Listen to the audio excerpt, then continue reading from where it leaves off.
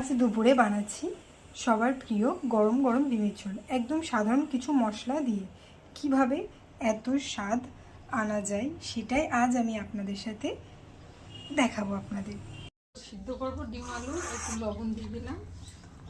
লবণ দিলে ডিমটা তাড়াতাড়ি সিদ্ধ হয়ে যাবে।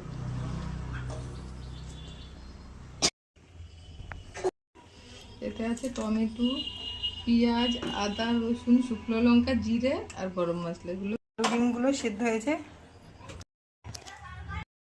প্রথমে ডিম আর আলুগুলো একটু নুন হলুদ দিয়ে লাল লাল করে ভেজে নিচ্ছি। ডিমগুলো একটু ফুটো করে নিলাম, কেটে কেটে নিলাম।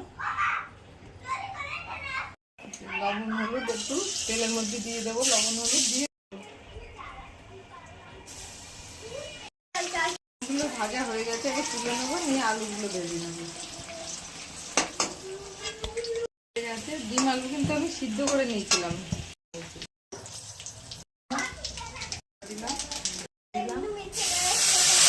লবণ দিলাম, পাতলা করে ঝোল করবো। কিন্তু অনেকদিন পরে ডিমের ঝোল করছি। ডিমের দাম বেড়ে ডিম খাওয়া কমে গেছে। হলুদ দিলাম, এবার কষিয়ে দেবো। এই ডিমের পরিমাণটাও কম নিয়েছি না আমরা।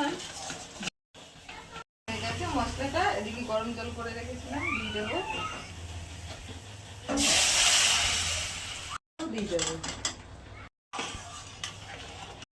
নামিয়ে দিচ্ছি। পাতলা করে ডিমের ঝোল করলাম। আপনারা কিভাবে ডিমের ঝোল রাঁধতে ভালোবাসেন কমেন্টে অবশ্যই জানাবেন।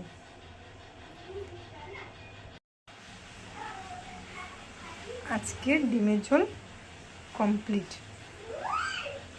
ভিডিওটা ভালো লাগলে অবশ্যই লাইক করবেন, কমেন্ট করবেন।